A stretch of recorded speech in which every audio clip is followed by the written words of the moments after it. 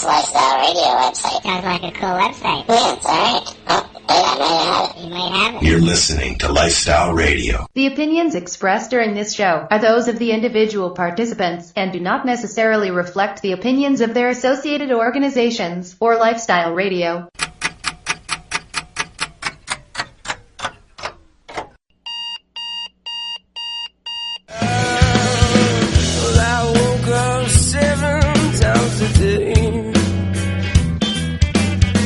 It's easy feeling so long to keep. Baby, get by a minute into force. Oh, I didn't notice it's all getting full. But only when got been by, just riding got me. I didn't think it ever come to a stop. Yeah, kicked your ass out. Good morning, everybody, and welcome to Cannabis and Coffee with me, Tamaijuana. It's been kind of a, weird weekend overall, I think. I hope everybody else had, at least some sunshine in their lives. We lost a very valiant activist over the weekend. Emmy, apparently, I was not fortunate enough to ever have had contact with her. But apparently she was an activist that was very in tune with the Toronto community, as well as she had touched lives all across the country. We're saddened to hear about her sudden passing. And her name was Elizabeth Woodside, known as M.E. She was the assistant editor of High Canada magazine and the creative mind behind the maple syrup honey brand Extreme Infusions. I'd like to welcome Tracy Curley onto the show again this morning as well. She was a friend of Emmy's. So I'd like to welcome Tracy on and let her have to say a few words about this amazing person. Good morning, Tracy. Thank you. So I just kind of wanted to give folks that listen to your show that may have known Mary Elizabeth or Emmy. Again, she was the assistant editor at High Canada magazine, which is where a lot of people knew her from. I know that she volunteered for many years at Harvest Fest and the Mom Cup on the East Coast as well. She was a Prince Edward Island girl. And she was, one of the ways that Emily and I got to know each other was, of course, we were both from Prince Edward Island, so it's a very small community. But she was also close and a big fan of someone you and I both admire, Tamara. She was a big fan of Michelle's. And she spoke about Michelle Rainey and how important she was very often. So we definitely bonded on that. Every once in a while, you meet this person, you see a person from across the room, and they just glow. And Emmy was one of those people. Anyone that you talk to in the cannabis community here just talks about how bright of a light she was. And unfortunately, sometimes the brightest comments burn out the fastest. And we want to send all of our condolences and love to Emmy's family. Emmy's had a long life struggle with depression that she unfortunately lost this past weekend, leaving us, a lot of us, lost and heartbroken. So I wanted to let activists know that there will be a celebration of Emmy's life at the Underground Comedy Club on Queen Street East in Toronto on Thursday. And her activist friends will be holding a memorial service for her in Toronto on Sunday at Trinity Bellwoods Park. Anybody that wants to send condolences or donations to her family can contact McLean's Funeral Home in Prince Edward Island, and they should have funeral announcements available shortly. So I just wanted to let everybody know where we were, and let everybody know that we're going to miss her greatly. Her impact was huge in this community, and we are going to miss her greatly. Yeah. It's a huge loss. And for being from PEI, the kindred, the two of you. Yeah. So I understand. Yeah. So it's unfortunate. So again, there'll be a memorial at the Underground Cafe on Thursday. And again on Sunday at Trinity Bellwood Park, if anybody would like to attend those. And I'm sure if you contacted Tracy, she'd be able to help you get some money donations to her family as well. Absolutely, absolutely. Thank you so much for having me take the time. And Marcel, I'm still coming for you. I'm waiting for you, baby. So I'm going to give the show back to Marcel. Thank you both for the time, and I send you both my love. Thanks, Tracy, very much, and you take care. Okay, We'll bye. see you in a bit more than a month. Yeah, it's unfortunate that, within this community, many of us are sick, and many people suffer from depression, anxiety, post-traumatic stress syndrome, and I don't think many of people show it outwardly, and I think we don't realize that how much stress and hurt people actually live with on a daily basis. So reach out to your neighbor if you feel that somebody's feeling like they're not in their rights. Then reach out and call someone, because there are people out there that do love you, and we want to take care of our people out there, as well as anybody. That's the hardest part about this whole community is dealing with the sick patients. So again, I'd like to thank Tracy for coming on. And my guest this week is Marcel Gignac. He is one of the leading activists out in Nova Scotia. He also has Cannabis products, and he's a consultant. He's on our 420 Lifestyle Radio Network family as well. Welcome, Marcel. Thank you, ma'am. How's things going for you today? Well, I was able to schedule some time off for this, so it's actually going pretty good. Excellent. You are a busy guy. Yeah, we're actually extremely busy out here with a number of things on the go. With Harvest Fest coming up, as was mentioned before, it's going to be too bad that Emmy's not going to be there this year, because it was a blast last year, and she made awesome maple syrup. I heard that. So, we're still getting ready for Harvest Fest, and I'm trying to get my items prepared for what I'm going to enter into the cup this year.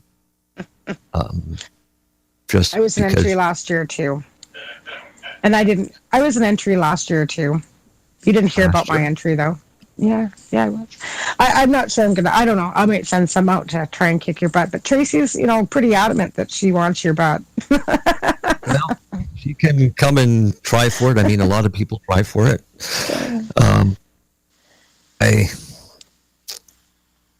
I'm going to, I'll forewarn her, I'm going to enter 2 items, and one of them will be an ice cream. So there's her. Yeah, isn't that what you won with that last year, right? It was the ice cream. Yeah, but I have a multitude of different flavors. It's the idea is to find the flavor that every judge likes. You have to have that in. Yeah. Well, I don't know, so I just keep trying different one every year. How's that? That's awesome. That's the same with the candy. I'm always trying different flavors with those too, because not every, the people that love root beer, there's some that love root beer and some that just hate it, right? It just doesn't matter. So it's all in personal taste. Yeah, I've been doing candies for a long time, and I've got probably 20 different flavors to choose from. So that if somebody orders a specific flavor, I normally have it in stock, and then I'll do up mixed batches as well. But that goes along with all of the other stuff that we do too. So we end up making a lot of different products. The only thing is I refuse to make recreational products. And with the new changes coming out to the regulations, I don't think I'm going to change my attitude. And that's okay. I mean, I don't think, a lot of them are going to go after the recreational market, but for the last 8 years, I've been developing specific recipes for medicinal use, whether they're topicals or edibles or suppositories or anything like that. So I'm going to stick with the medical side. They definitely need more help. Yeah, well, but then again, there's no such thing as recreational. So, well, I think that's the decipheration that many people don't get, is that even if they're using it, it could be used for so many things: sleeping, eating. I mean, then you're medicinal. You got a headache and you take a Tylenol doesn't necessarily mean that it's the same type of thing, right? So when you're taking anything across over the counter, under the counter, it's still medicinal. So any way you look at it. Yeah, I mean, within a few questions, quick questions, you can find out or actually change somebody's attitude about recreational and versus medicinal. Somebody that uses cannabis recreationally, it would only be once or twice a month. Somebody who uses it every day after work to relax after work, well, that's medical. Right. Absolutely. It's just a matter of perspective and how often you end up using it. So do most people you find that are reaching out to you all are patients? Or are you finding that some are recreational and you're just having to turn them away? No, I think everybody knows pretty much up front that they're not going to get recreational products. I supply a lot of dispensaries because I don't like doing retail sales. Right. It's extremely time consuming and I'm very time limited. So I end up doing wholesale sales to dispensaries, and they know up front that they're getting the products for medical use, not recreational use. So what would happen if that dispensary decided to start selling for 19 and over? Would you quit supplying them?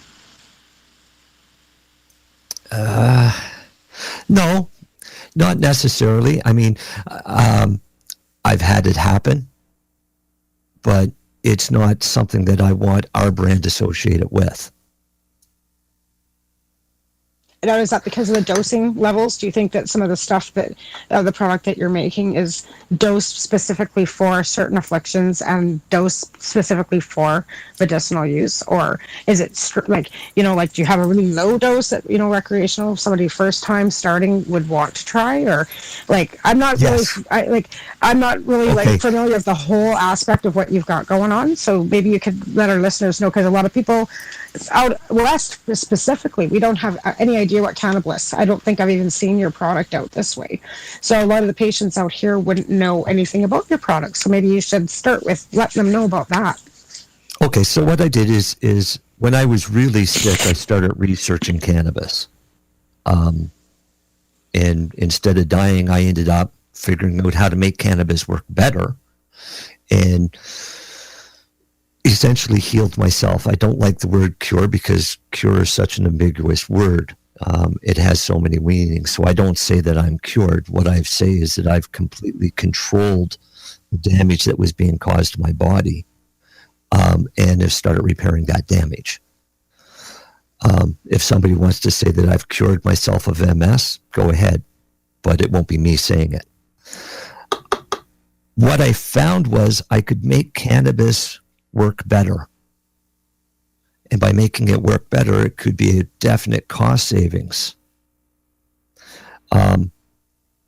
So I looked at microdosing as treatment options for patients, and I started putting that into my products. And when I say microdosing, I'm saying less than 0.5 gram of cannabis per edible. And that is as strong as I would make it. Right. 0.5 gram of cannabis. The majority of my products are all around 100 milligrams of cannabis strength. With the exception of ice cream, which I guess would be considered as a medical recreational product at 250. And it's only because it's really delicious and it's very therapeutic at the same time. Right. The effect from one of my 250 milligram products would be equal to somebody else's 500 or 600 milligram products. So that's in the process of your process of making the extraction. And the recipes that I use. Right. So I've shared a lot of recipes over the years. I don't share any of the cannabis recipes. No. And the cannabis recipes are definitely different than some of the familiar or similar ones that have been shared before. And the reason being is I've put this technology into those recipes. So then the technology went a little bit further when I figured out that I could do something else. What I turned around and did is I figured out a way to take whole plant extract and turn it into specific doses in such a way that nobody else could. So since last January, we applied for our patent. We've been running on a patent pending number, and we've been running clinical trials and case studies since July as part of our patent reinforcement.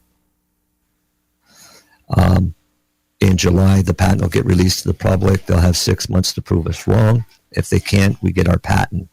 Our next step from there, we go after a DIN number so that we can get this covered by insurance. Essentially, I've come up with a way that will replace anything, either prescription or over-the-counter cannabis in a simple format. And I want, so it's what I'm currently waiting for is to see what the legalization is going to entail. Because as soon as we get our patent, we start applying for the clinical trials, the full-blown clinical trials, and the DIN number. Because if we can get cannabis that doctors will prescribe because it's exacting dosages, which is what the doctors want, then we can go hog wild and supply the world. Wow. That's incredible, Marcel. Like, wow. And that's and I guess ultimately legalization is helping this along a little bit, because would we be able to still do this in the same, I guess it would, if it's just medicinal, you'd still be able to go about doing this without the recreational market anyway. Right now, we're basically doing this through the Smith ruling. Right. Where the Smith ruling allowed for edibles and concentrates and to be able to be supplied from patient to patient to fill that void is essentially how this is being done, that we can do these trials the way we're doing this. So we ran 2 double-blind clinical trials, groups of patients, one for MS and one for PTSD. They both had phenomenal results. So what we've done then is, because we were so easily able to prove efficacy over placebos, we moved on to case studies. So we're taking a wide range of conditions, arthritis, fibromyalgia, PTSD, migraines, a little bit of everything. And at this point, everybody seems to be showing, for the most part, quite a benefit. The hardest part for us to do these trials is we've got to use patients that are already licensed. Right. And the people that are already licensed already use cannabis, and a lot of them like the high. Right. And we've come up with low doses. And with low doses, it means that there's little to no psychoactive effects. And if people can't differentiate between high and relief, it makes it a little hard. Right. Because, it's cannabis. They're expecting to get a buzz off of this. Right. So are you finding that they notice that right off the hop, that they're not getting the buzz? Well, what we've done is, because there's so many different conditions, and because a lot of them currently smoke cannabis, we did our trials with allowing them to smoke and vaporize as much cannabis as needed. Mm-hmm. They just couldn't ingest any cannabis products other than what was supplied to them. Right. And what we found very quickly is that I'm not going to say all of them because I don't have all of the data, but the majority are showing a definite decrease in the amount that they need to smoke. Right. Basically going from, in a run of a week, cutting their smoking in about half, which is a considerable cost savings when you've got to buy cannabis. Absolutely. So, and that's the if thing. We can give you an affordable, if we can give you an affordable medication that is going to cut down the amount that you end up smoking because you're literally wasting it, you're burning it up, then by all means you're going to benefit. Yeah, absolutely. Yeah, and the cost too. Like, I know that's a huge thing. Like, even when you're buying edible products at some places, the cost of them. But in hindsight, if it's going further than the smokable, then you are saving yourself a huge portion of money. Yeah, exactly. I notice that too. Like, even when I'm like, because I make my own candy, because I can do that because we're growing our own again, so that I have the ability to be able to supply myself.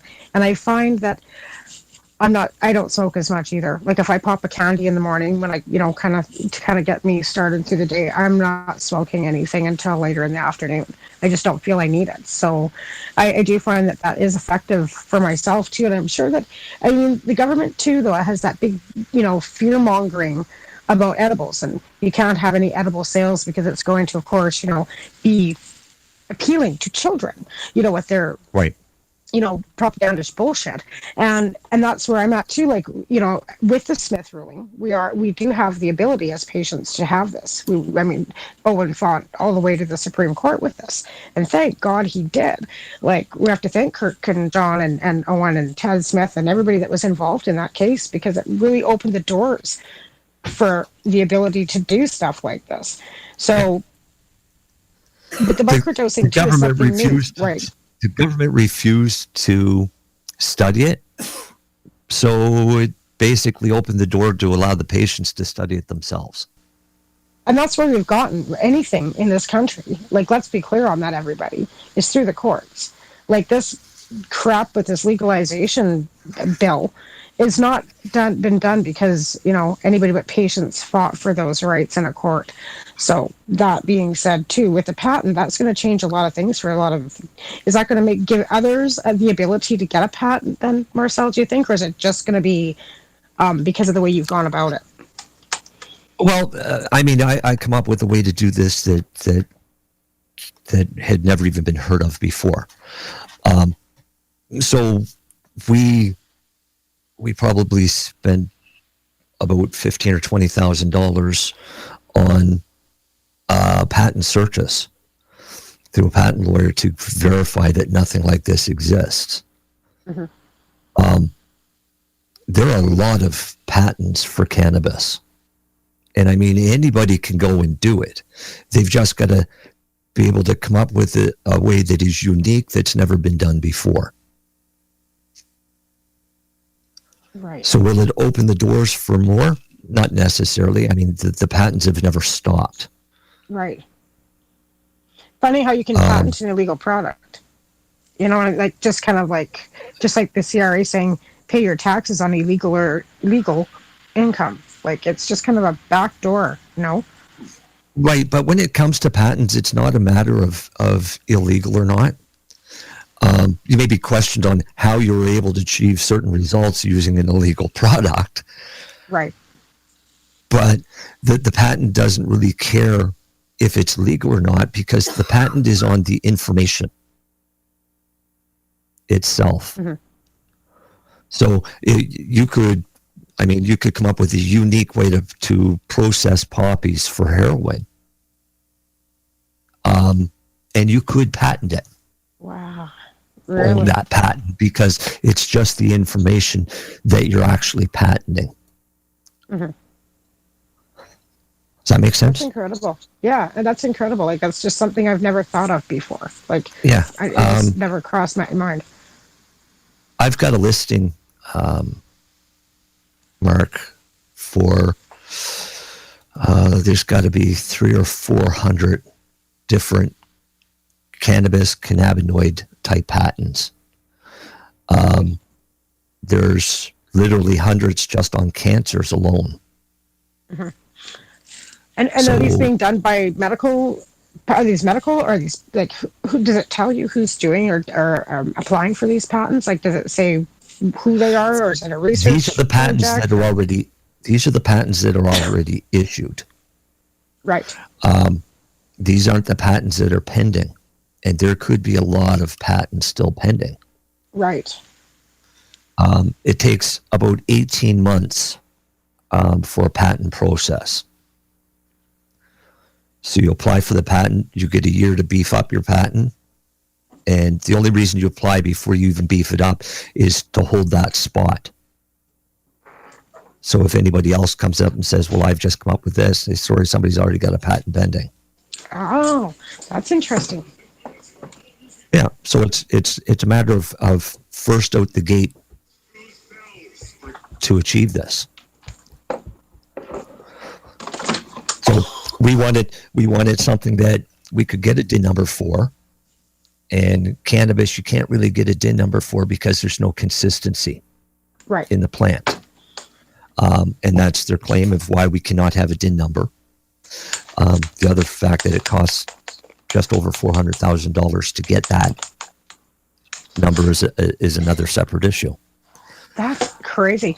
You know, there was one patient I seen on Facebook that mentioned that he had called Health Canada, and they told him that cannabis would probably never have a DIN number because it's not a prescription, it's an authorization. Right, and this is what's going to happen when the laws change. It depends on how they're going to reschedule cannabis. Because for them to change the criminal code, they've got to change the CDSA, which means the schedule is going to change on cannabis. And that's what we're watching. Uh-huh. But we're also smart enough that our patent is filed in the U.S., not in Canada. Uh-huh. That's a big difference too, isn't it? Well, the big reason for that is the U.S. Patent is much more extensive and robust, which means it's the hardest country in the world to get a patent approved. But once you do, you can basically walk into any country and file for that country. Right. Because they've already know you've gone through hoops above and beyond what they're going to do. Right. So as soon as it's done, then we start filing in the other countries, and probably strike some good deals to get manufacturing done. That's going to be awesome. That's awesome. In reality, I think that's going to be a huge project to undertake. Never mind, but the ability for patients to access that. So it's going to be able to have they'll have a variety of different products to buy just from you alone that have been patented, that have been tested, have government approval. That's huge for patients to have that, that assurance that what they're putting into their bodies has gone through this vigorous. Because anybody, I'm going to say it, anybody can go in their kitchen and, brew up some extracts and brew up a little bit of this and that. They're not guaranteeing what's, I'm not saying there's toxics or poisons or anything like that in it, but there's no consistency, even with my own. I'm not going to sit here and, go on about, I know exactly, there's no consistency sometimes. That's just the way it goes when you're brewing in your kitchen. So this being lab tested and doing, that's a huge assurance for patients. That's great, Marcel. That's terrific. Yeah. That's the whole goal, is to come up with a safe medicine that actually works, that's affordable. That's the most important part for me, is that it has to be affordable for the patient. But the advantage we have is with this process, we can formulate specific compounds for specific illnesses. So we can, if for general health, we can have the base formula. For people with MS, we can add in vitamin D. For people with cancer, we can add in turmeric and vitamin C. So we can target specific illnesses and treat specific illnesses, all under the same patent. And so our one DIN number might turn out to be about 500 DIN numbers. Exactly. Well, my dear, we're going to take a quick break here for a minute. And our first song today on our show is going to be a group from Nairobi, Kenya. They're called At When.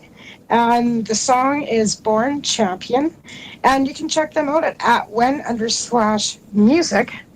on I think iTunes. I didn't really say. I also like to thank my sponsors, who are 12 High Chicks Magazine, Canadian Therapeutic Cannabis Partners Society, MUM, Maritimers United for Medical Marijuana, Harry Rose Foundation, Yannicare. You can reach them at cannymed.ca, and Remos Nutrients. We'll be right back. Cannymed.ca and Remos Canadian Nutrients. Therapeutic Cannabis Partners Society is a registered nonprofit organization that advocates for access to cannabis as medicine. Political action in the courts at all levels of government established a federal medicinal cannabis program that is second to none. However, our work continues. If you are one of the millions of sick, disabled, or terminally ill people in Canada that does not have a doctor willing to offer medicinal cannabis as an alternative, we can help. We offer appointments every Monday for qualified patients across Canada who wish to access licensed physicians who will evaluate your condition and help you decide if medical cannabis is right for you. Call 613-967-9888 in Ontario or 250-581-1053 in British Columbia, or visit us at our website, www.canadiantherapeuticcannabispartners.com, or on Facebook at facebook.com/CTCP Society. Hi, it's Deb from BMA Hydroponics. Whatever you are growing, from vegetables to medicinal cannabis, we have everything you need to succeed. From seed to harvest to processing and extracting, we carry all the brand name products that will help you produce, process, and consume high-quality medicine. Our knowledgeable staff of qualified growers have decades of experience with home production, and all possess either MMAR injunction status or an ACMPR registration certificate. We offer the largest variety of products available anywhere, and if you don't see what you're looking for, just let us know and we'll find it for you. Visit our store at 404 Maitland Drive in Belleville, Ontario, or visit our website at bmahydroponics.com. We can be reached at 613-967-9888, Monday to Saturday from 10 a.m. to 5 p.m., or find us on Facebook at facebook.com/BMAHydro and drop us a line at BMA. Our motto is your success is our success. So what are you doing? Nothing. Why not? Trying to get on this Lifestyle Radio website. Sounds like a cool website. Yeah, it's alright. Oh, wait, I might have it. You might have it. You're listening to Lifestyle Radio. Real champion. Original champion. Born in the city in the sun, brought up in an African clan. Rough and tough, royal and calm, raised ambitious to become someone. Most Taiwan we are spread with no ego. Free up myself and free up my people. Give thanks for me mama and papa, always there for me, me sister and brother. Born champion, man is a real champion. How we say, true champion. I am the original champion. Tough like steel, strong like iron, brave like lion, man from Zion. True African, give me my crown right now. Forever champion.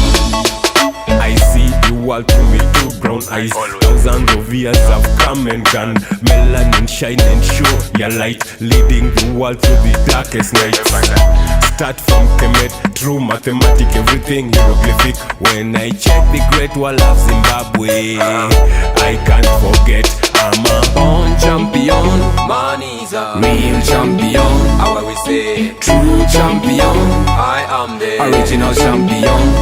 Tough like steel, strong like iron, brave like lion, man from Zion. True African, give me my crown right now. Forever champion. Back to race, accomplish what you will. Look up to the skies, the stars, the moon so bright. Don't you hate the roots of the tree? Every heartbreak has its own seed. Freedom is not a gift, you are champion, man is a real champion. How we say, true champion. I am the original champion. Tough like steel, strong like iron, brave like lion, man from Zion. True African, give me my crown right now. Forever champion. Alkebulan ndio home Africa. jina zingine wametupa kutuficha, hata Mungu walitupa kutuzima. Ngozi na dhahabu waliona wakavuka boda, kutibu wakatibu wakasema wamefika. Afrika ndiyo mama, sisi ndiyo baba, mwanzo bila mwisho. Born champion, man is a real champion. How we say, true champion. I am the original champion. Tough like steel, strong like iron, brave like lion. Man from Zion, true African. Give me my crown right now, forever champion. Happy night to race, accomplish what you will. Look up to the skies, the stars, the moon so bright. Don't you hate the roots of a tree? Every heartbreak has its own seed. Freedom is not a gift. All right, we're back with Marcel. We've been talking about his company, Cannabis, and all the products and how they've gotten there in the patent, as well as the fact that it's a microdose and how it changes things for a lot of patients. So, Marcel, we'll go back to the fact that you've been working on the patent for this product, and then it's going to take some time, but the whole microdosing, that's really interesting that patients will have to take less and to get better effect. I mean, you can still smoke, but I mean, the whole concept of taking a capsule. You want to explain that a little more? What I ended up finding was I used to ingest a lot of oil in the run of a day. Let's go back here. You have MS. Like a lot of the people that are listening might not know what your affliction is. Marcel was diagnosed with multiple sclerosis, MS, multiple sclerosis. So you've healed yourself over the years. Now you've gone to this. So then, sorry, go back to what you were saying. Okay, so when I first got ill, I was diagnosed with a rare form of MS that is extremely rapid. Within a week of it being hinted that it might be an MS or ALS because of how fast it was progressing, I was researching, and the research all indicated cannabis definitely provided symptom relief. So I started researching cannabis. I went out, talked with Rick Simpson, tried some of his oil, and all of a sudden I had relief. Unsatisfied with the relief, I wanted to know why and how. So I started researching more and working with cannabis. I was still progressing, but it was slowing down the progression. So 2011, I went for vascular surgery in New York. They wouldn't do it in Canada because it was deemed as being dangerous for people with MS. So we paid $12,000, and I went to the States and had my jugular veins blown out, one of which was blocked 90%, and it wasn't allowing the blood flow back out of the brain. So it would create its own pathways. And this is a very common affliction with people with MS. At that time, I was still researching lipids and the lipids interaction on the CB1 and the CB2 receptors, as well as with the cannabinoids. And I stumbled on the first key to the puzzle, and I changed my formulation. And when I changed my formulation, I started getting much, much better. Much higher than I ever was before. And I don't like being high all the time.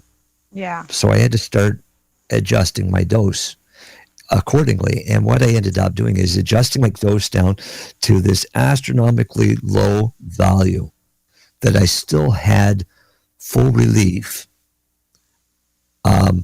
But now I wasn't high all the time. And if I wanted to get high, I would just have to double up my dose or smoke a bunch of dabs to get high. Mm-hmm.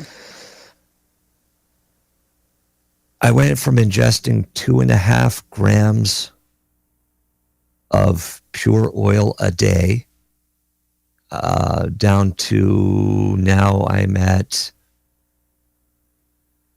1/5 of a gram of oil per day. That's incredible. The full relief.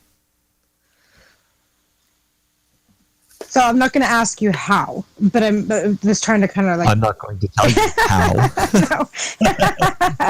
But I'm just trying to process this. Like, so is it capsule form, or are you like how do you do? What do you? I have it right now. As all of our trials we've been doing through capsules, but I also have been working and testing to make a pressed pill. And the reason being is a pill is a much faster, more economical way than capsules. In all honesty, capsules cost about twice as much to make, if not maybe 3 times as much to make as it does to make a pill. Okay, but here's a question. You put it into pill form, just hypothetically, and you know how people like, crush it up and snort it. If it's something else, do you think people would start doing that with cannabis? Hypothetically. I don't think it's... You know what I mean? Like, just because these crazy addicts out there that are, crushing down pills and snorting the crap. Like, I'm just, like, hypothetically, do you think that would ever be something that would be against you? Like, would that be something they might throw at you? Like, say, hypothetically, devil's advocate. Okay. What if they're going to start snorting coke, like they do with cocaine, snorting cannabis? And the same thing could happen. All they'd have to do is open up the capsule and empty out the powder. Ah, so it is powder form and not liquid form. Right. That's the patent. I've learned how to turn cannabis oil into a powder. Oh, see, interesting. I didn't know that either. See, I was visualizing like everybody else's that are infused with coconut oil and all kinds of different. Interesting. I'm probably one of the biggest... telling me some people snort sesame. Or are you kidding me? Who would snort that stuff? Who would snort anything? I mean, why? First, why would you bother? I mean, snorting this isn't going to be any more effective than letting it dissolve in your mouth. The look on people's faces when I say, hey, because of Yanni care, right? And it's a suppository. And some of the look on people's faces, like, you want me to shove that where? You know what I mean? And then try to explain to them it's because so it doesn't get you as high. It's effectively being proportioned through a softer tissue, and it works more effectively, right? The look on their faces is like, like, so this is suppositories. Yes, we make a lot of suppositories. And people have a hard time with suppositories, but I explained to them that if every doctor had his option, every medication would be in a suppository form. Right. That's true. Because it's so much more effective. When you smoke or when you ingest something, all of that blood that's leaving the lungs and the stomach and the intestines goes directly to the liver, where it gets processed. In the liver, and out. THC gets converted to hydroxy-11, THC. And hydroxy-11 is what gets you sick, or gets you high, sorry. So when you smoke it, it's a fast uptake to hydroxy-11. When you ingest it, because the digestive process, it takes a little bit longer. But it all converts to hydroxy-11. If you use it as a suppository, it goes into what's called first pass blood, and it's the blood that's just left the liver. And it's being carried to all of the other organs. So you're actually taking delta-9 THC to all of the other organs before it gets converted to hydroxy-11. That doesn't convince most people to use a suppository. What convinces women is when I can tell them that I can get rid of an entire yeast infection with one suppository. And that's true. That's what I've heard too. Our lowest dose suppository that we make, and we make 100, 200, 300, 400, 500 milligram suppositories. The 100 milligram will clear up a yeast infection with one single suppository. And this has been on multiple people. That's incredible. And as far as I know, I don't think any of them gotten yeast infections back. That's incredible. Yeah, and that's something I don't suffer from, so I wouldn't know. But many women do, Yeah. right? But like I said, also with cramping, like I mean, this is a woman thing too, but it's really effective for that portion too, for cramps and stuff. Like even with my colitis, I find that sometimes when I'm cramping, that a suppository is more effective than smoking. Actually, we have You a know what I lady mean? that uses them. That's the only time she uses them is during that time of the month, and she says it actually helps with reducing the bleeding and clotting. Yeah, that too. So I mean, it's all good. Yeah. It's all good things. Right, But and that's, I mean, like, so getting back to the coconut oil, I've never been a fan of coconut oil. no. My product line only has a couple products that actually use coconut oil. None of them are ingestibles. A couple of the topicals will use coconut oil, but really it's more as a filler than anything else. Yeah, I don't use coconut oil. I don't use it. I've got it. I've never infused it, quite honestly. I don't find it to be something, I don't know. I just don't use it either. I mean, it's everybody says, well, why don't you use coconut oil? Everybody uses coconut oil. Well, I used to teach at a private trade school, and we used to teach old mechanics, millwrights, engineers, managers, and we used to hear the same thing. Why would we change if it's not broken? Yeah. And the thing is how do you know it's not broken if you don't know what right is? True. That's true. So I don't, I play outside the box. I have my own little box I play in. And per capita, like, let's face it, Nova Scotia has the highest number of patients per capita in the country. Yes. So, MUM, Maritimers United for Medical Marijuana, you guys are really busy out there with Harvest Fest and other aspects of things too. And I know you've kind of stepped back a little bit from MUM, but you're still kind of in there, helping Debbie and Chris and everybody out as much as you can. But Harvest Fest is a big thing out there. Like it's getting bigger every year. Like we can go back. It started like this is John Cook Cup. What was it? 2002? No, 2010. No, John Cook Cup. We've just started. The cup itself. But the third one for the cup. But the Harvest Fest has been going on for. This is the 10th anniversary for the Harvest Fest. Yeah, that's what I mean. Yeah, for Harvest Fest, that's what I mean. Like it's the 10th year. So that's a long run. Really, and here we are in our 10th year of still fighting the stupid same prohibitionist laws that we have. But, it's fortunate that because we're patients and because of the fighting, Section 56s back in the late 90s there, patients were able to come out and able to gather together for support and gather together for cups and be able to share information, education, growing tips, cooking tips. It's just, our community is really growing. But I think out here, because we're trying to kind of decipher, like you're, I don't know, 5 million miles away from me, and I'm in the, the interior of the Kootenays, and you're way out in Nova Scotia. But I think we don't really realize the vastness of the communities in our different areas and how busy you guys are out there. Oh, You've yeah. got a licensed producer or two going on out there too. You've got how many licensed production sites in Nova Scotia now? None. There's no licensed production sites in Nova Scotia? It has the highest per capita of sick people in the world, has the highest per capita of patients in Canada, and we don't have a licensed producer in this province. Incredible. And why do you think that is? It's because the cost of putting something like to get people... No, because it takes Health Canada 5 friggin' years to process a goddamn application. I know. That's the problem. I know. We've got Organigram in New Brunswick, and we have Island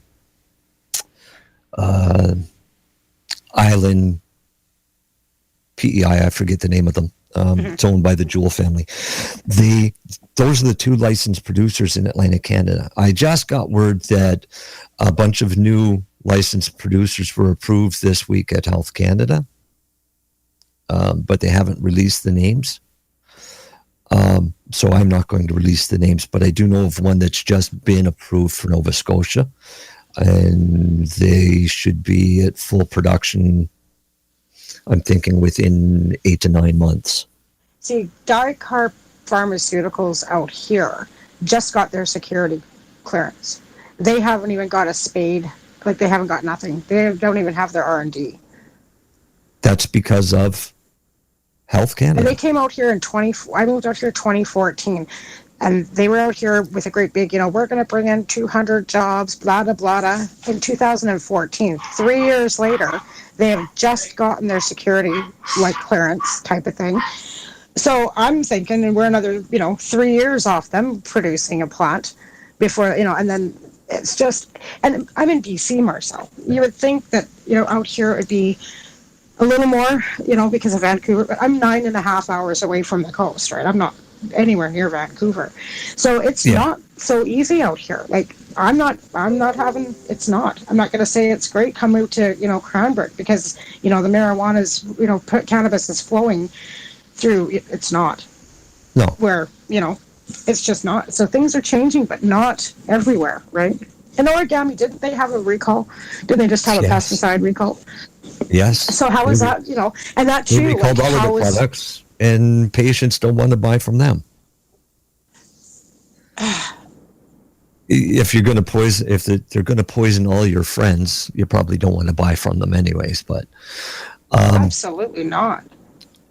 But the problem is they've turned around. They've announced legalization. They have licensed producers. They can't supply the patients we have in Canada now, and they're going to opt this for the entire world or the entire country. They need. They've got 43 licensed producers. I'm thinking they need somewhere closer to 5,000 licensed producers to be able to supply that recreational market. Yeah, I don't know how they're planning on doing that. That's going to leave. I'm pretty sure they don't know how they're going to do it either. Yeah, I don't understand because even I just seen a posting today, I think this morning, that Broken Coast is now taking new patients. Well, honestly to God, I did. I looked at them for being, if I was going to go to licensed producer, because it took time for our gardens to get going and stuff. And at that point in time, they were not taking them. And I phoned them and said, what do I need? Can I just send you a copy of, my authorization I've got from my doctor because I'm growing my own? I would have had to go back to my doctor, had her refill it out and fax it from her office before they would have taken me, if they were taking new patients at all. At that time, they weren't. But I just think that's ridiculous. Everybody keeps a copy of their authorization. I pack mine in my purse because it's the only thing at the time that I had to show that I had so I had the first page of my, of my Health Canada form, and I still pack it in my purse. And that's the only thing I've got, showing a police officer that I've got a doctor's signature. Then finding out that it's not even a prescription, it's just an authorization. And actually, we got our paperwork back. Because on the production site, there's a little line above where the person that owns the property has to sign, and you have to put the applicant's name there. There's no line. There's no indication of anything having to go there. But we both got our paperwork back because we hadn't put our name above the production site owner's signature, right? But they sent everything back, including the express post envelope, which then at that time showed that they had no copy that we'd even applied for our licensing. I've been waiting since January. Oh, February the 23rd, and then we got them back, and now we've sent them back, and we're still waiting. But That's what happened to me. I sent mine in January. They sent it back in February because there was my designated grower put down that date's date instead of his birth date. Oh. So they sent everything back, including the express post envelope. Yeah. I fixed everything, and I took it right to the post office and sent it back the same day. Yeah, me too. Absolutely. And I've been waiting ever since. Now, what happened is a friend of mine had applied at the same time. And she sent hers off at the same time. She got hers back saying that the signature for the designated grower page wasn't there. Oh. Which it was. But they had to turn around, get a new page printed, signed, and then sent back from the designated grower. They sent all that back again in February. And then just last month, she got everything back saying that the criminal check, which only lasts for 3 months, was expired. You're kidding me. Not at all. They take 3 months to process the application. By the time they open it, your criminal check is expired, so they can just send it back. What a load of crap that is. Like, nothing has changed. Like, we fought about, the delays when it was the MMAR, and, the MMPR seemed to be, kind of, I guess, flawless, because Health Canada had stepped right out of it.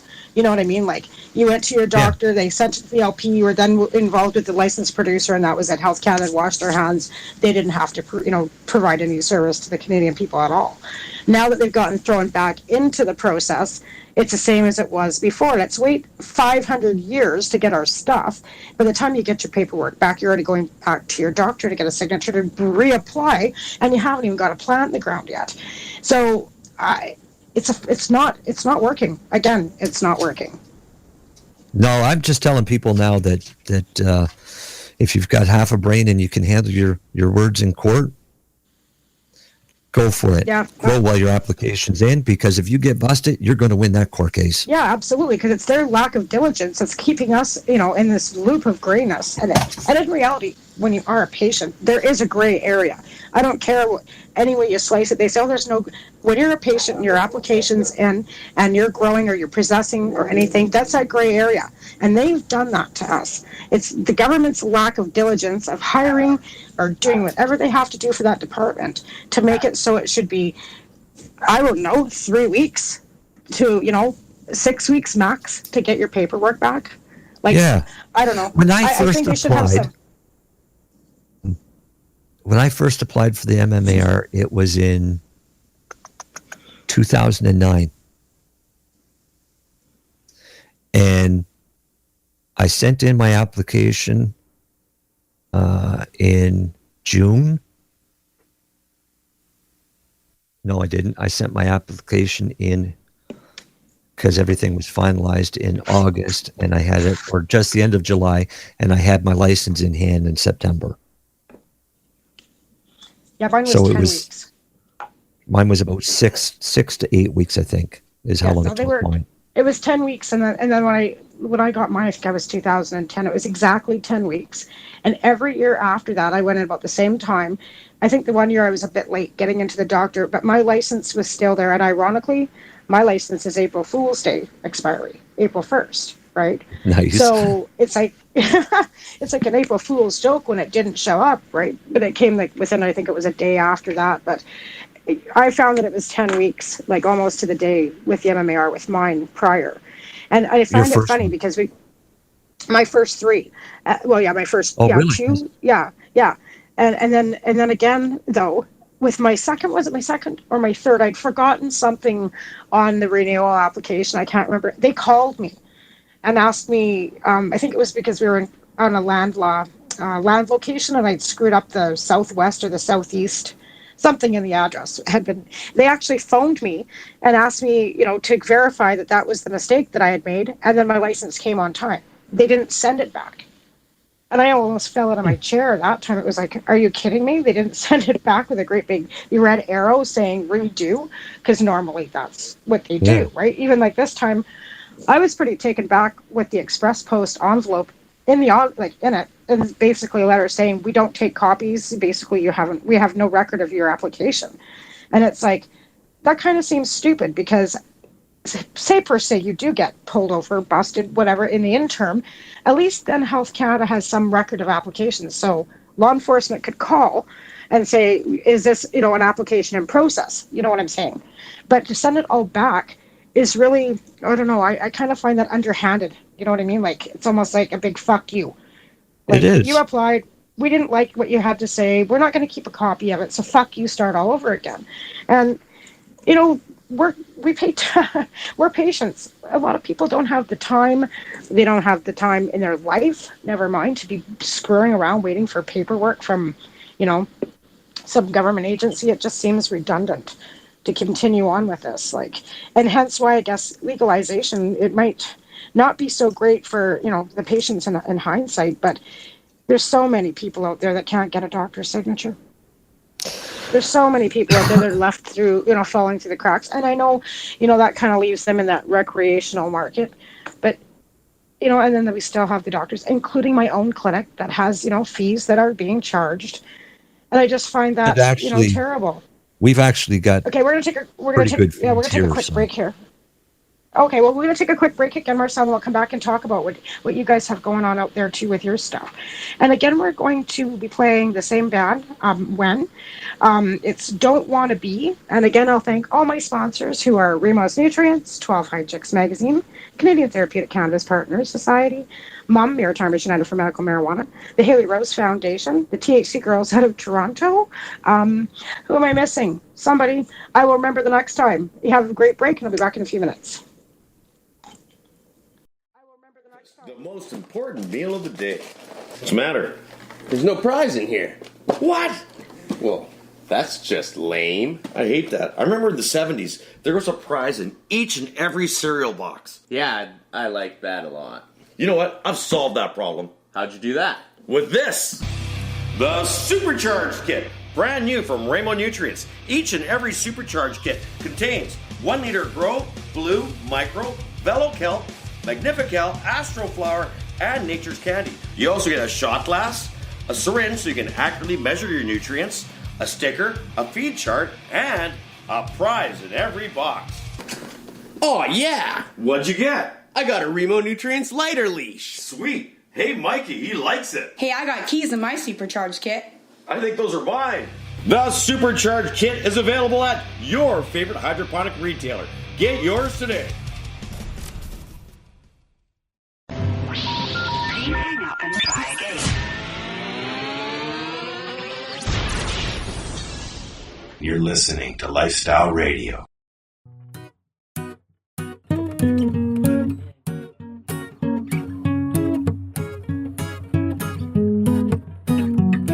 You talk about change and talk about things that we want, not what we need. And you talk about this and how we love brains to move on while it's a lie. And someday us people just can't take it, but no, you ignore. It's all in pages, you're smiling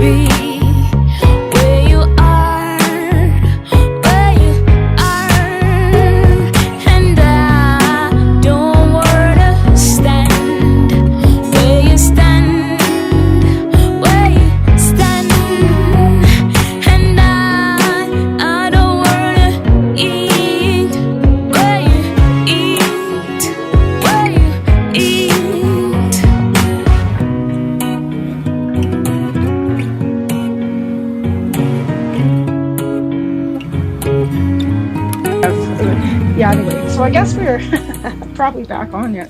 Are we? Not quite. Now. Now we are.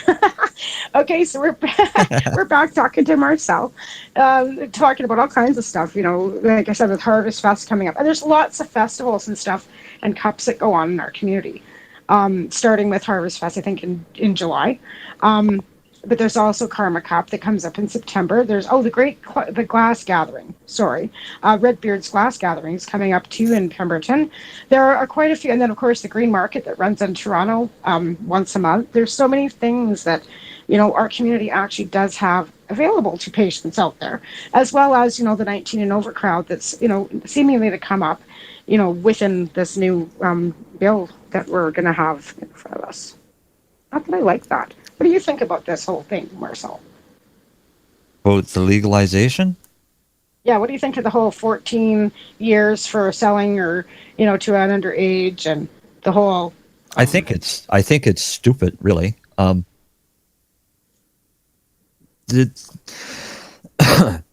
As long as something is prohibited or restricted, there'll always be a black market.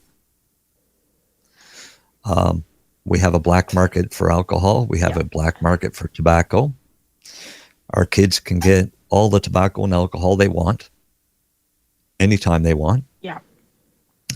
My kid can go to school and buy anything from cannabis to prescription pills to alcohol or tobacco just at her school. I know. For them to think that them changing these laws and them coming out with this to protect the children, they're out to lunch.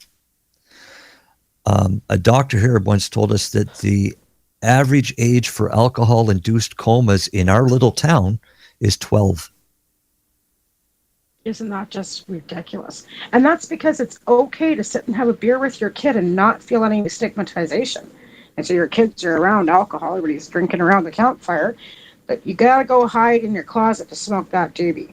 Because God help you, your kid might see you smoke a joint. And I think that stigma is still, I find that even here amongst my friends where, my kids are, and as they get older, they're 15, we really got to hide it now because then they're going to want to do it. I don't lie to my kid. You can't lie to your kids. You're a hypocrite. That's right. I was able to create a monster. So I have a 16-year-old that knows more about cannabis than a lot of adults. That's a good thing. They can rebut and everything. she has no problem pointing it out in school when somebody tells her something that's bullshit. That's good. I pulled my older kids out of DARE, the DARE program, when they had that in school. Right. I was going to pull her out until she stood up in class one day and made an announcement, and I thought, no, she can handle DARE. I think she was in grade 5 or 6, still in elementary school, and they were talking about things that people do that are bad for them. And so a kid says smoke, and another kid says drink alcohol, and another kid says use marijuana. She snapped. Good for her. She jumped up and said, no, marijuana is not a drug, and it's not going to hurt you.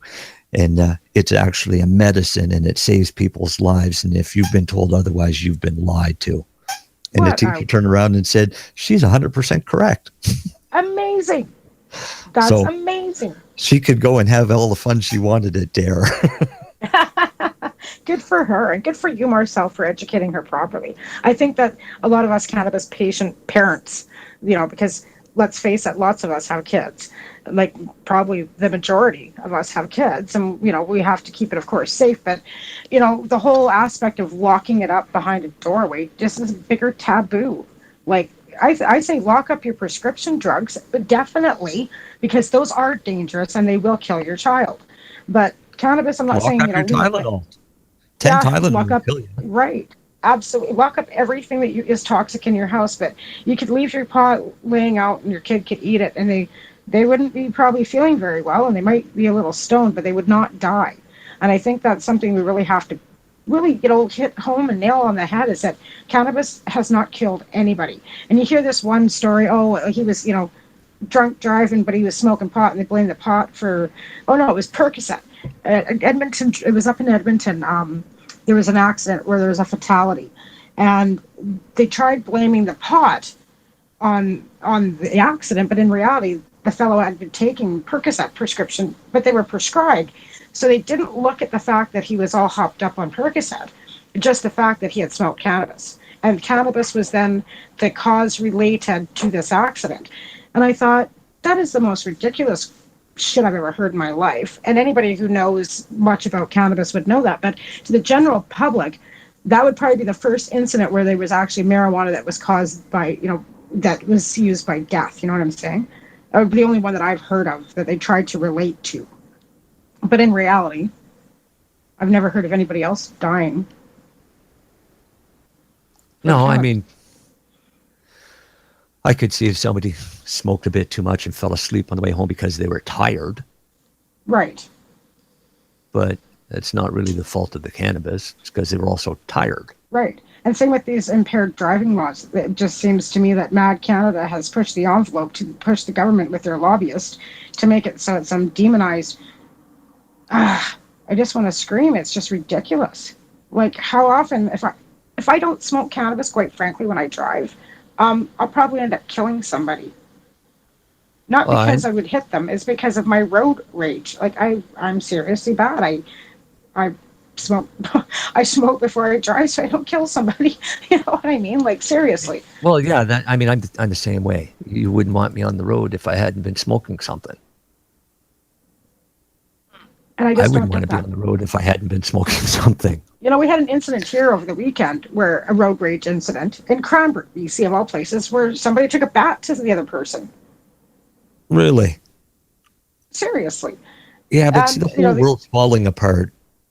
I mean, everybody can feel that there's a shift. Nobody knows what it is, but there's a shift, and it's scaring a lot of people. So they seem to be lashing out pretty good. Now, You're saying more acts of violence because people don't realize what's going on. Yeah, I agree. Shift. We'll have a lot more I quit violence. smoking 10 days ago, so I know You're what my violent shift is. already then. Yeah. Oh, yeah. I've been wanting to kill somebody for a couple of days, but I'm on day 10 of tobacco free. So, for the 10th, 100th time, it's not the first time I've tried quitting smoking. Hashtag go fuck yourself. Just saying. Yeah, that's right, Al. From behind the baggie, he speaks. Yes, and go fuck yourself. Hashtag yes. But overall, it's been it's better to quit smoking. And I know that a lot of advocates too, like we advocate vaping and we advocate edibles and and different types of Oh, we have somebody calling in the background. Yeah, just hang on a second. Yeah.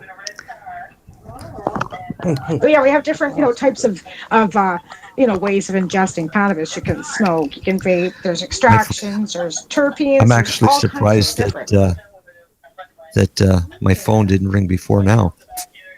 Oh, that's not a bad thing because we're a little over on our show today. We were going to go for an extra little bit because we do, we'll have lots to talk about. So sure.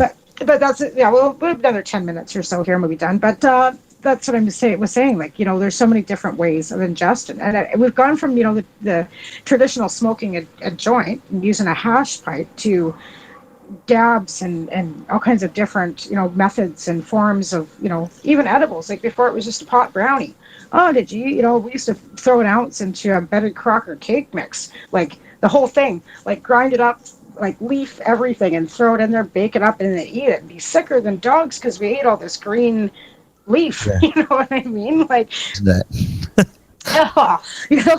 And so you go from, doing, throwing shake into a Betty Crocker cake mix when you're in your teen years to, whipping up all these really cool stuff as an adult. And that's the way, things have evolved with, like I said, the help of the patients and so many gifted people like yourself out there that take the time to want to improve your own health and then share that.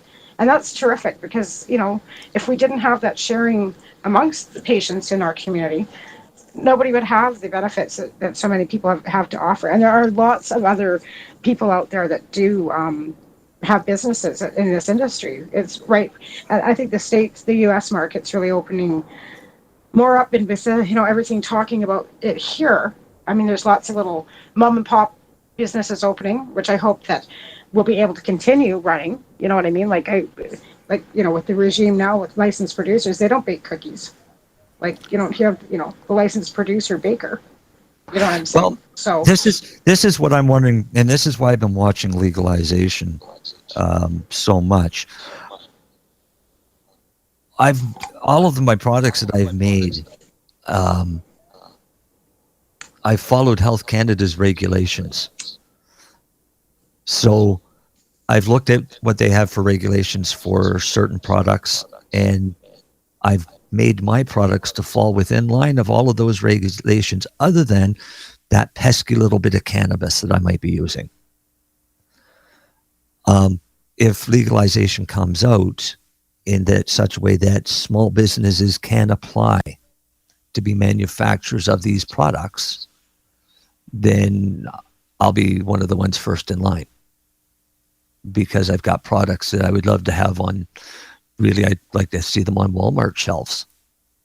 Well, yeah. Not necessarily Walmart, but that type of thing. Exactly. I mean, I can make a product that has a zero toxicity rate,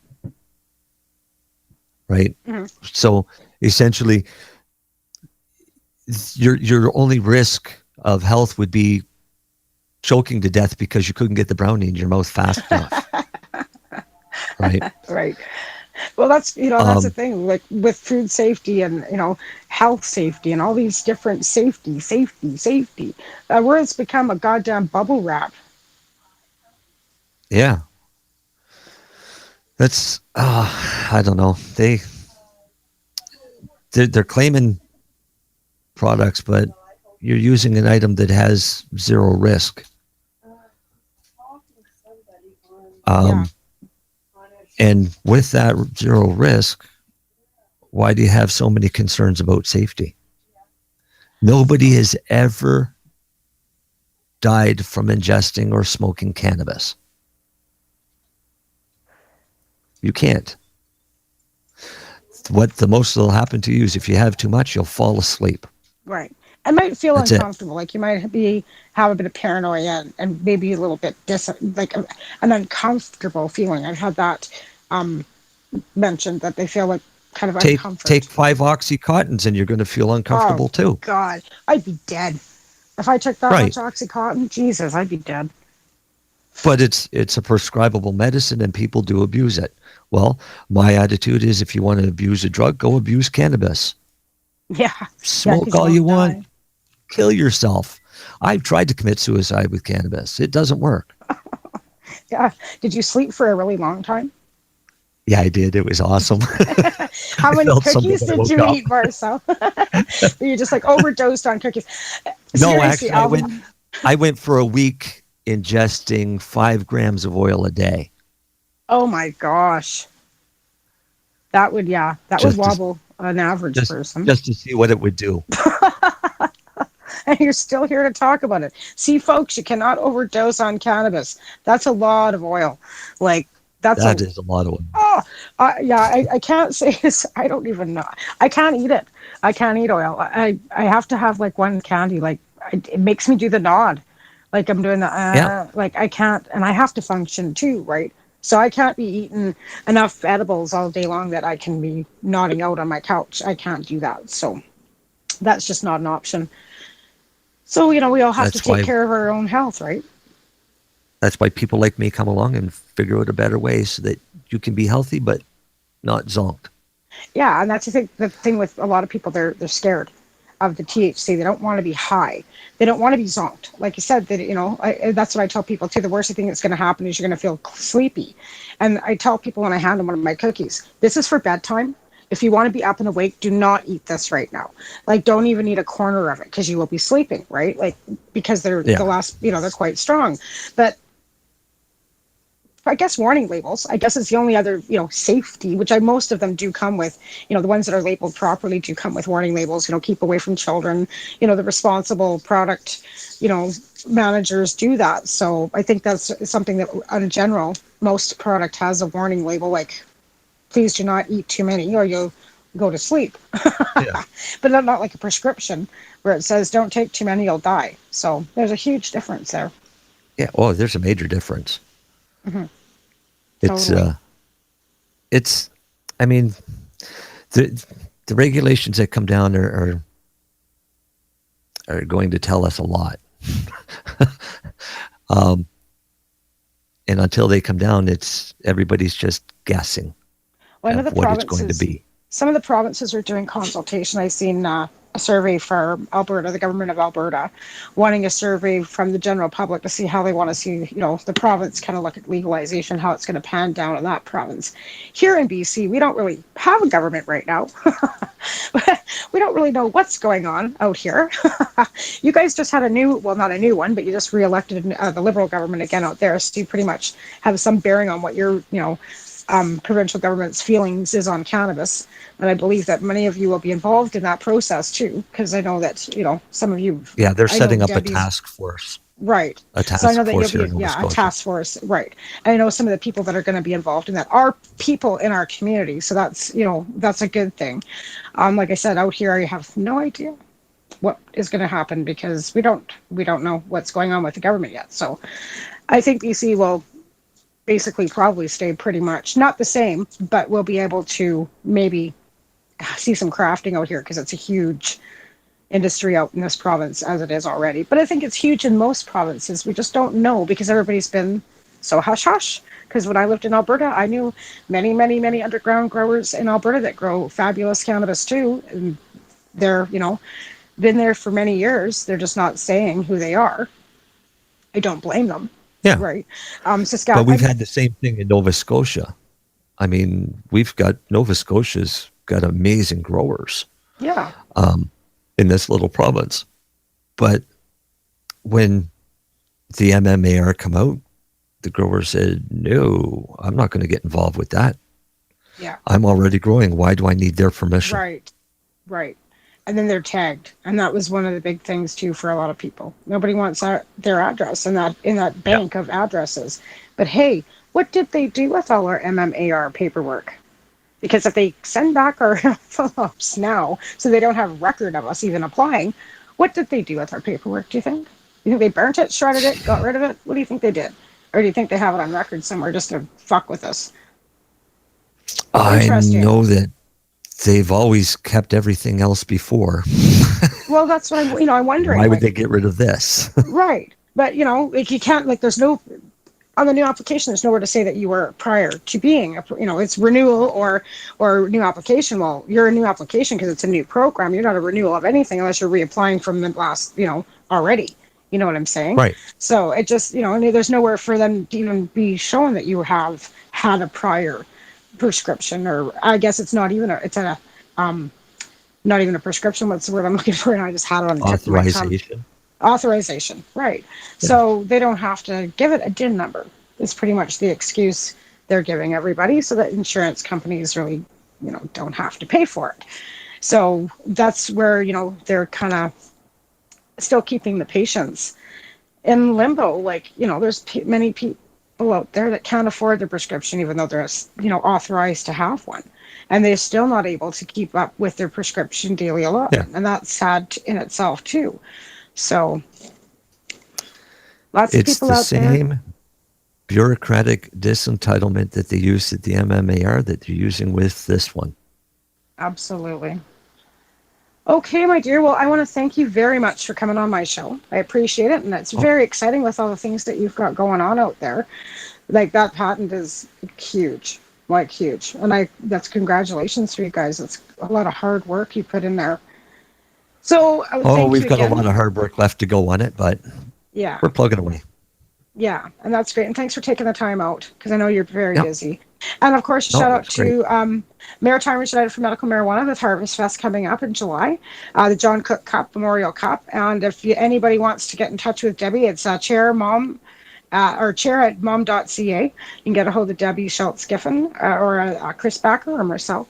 Again, I'd like to thank my sponsors, who are 12 High Chicks Magazine, Remo's Nutrients, Canadian Therapeutic Cannabis Partners Society, Haley Rose Foundation, Yannick Care, which is at cannymed.ca, and You go have a great week, and I will see you next week at 9 o'clock on Wednesday morning on Lifestyle Radio. You take care.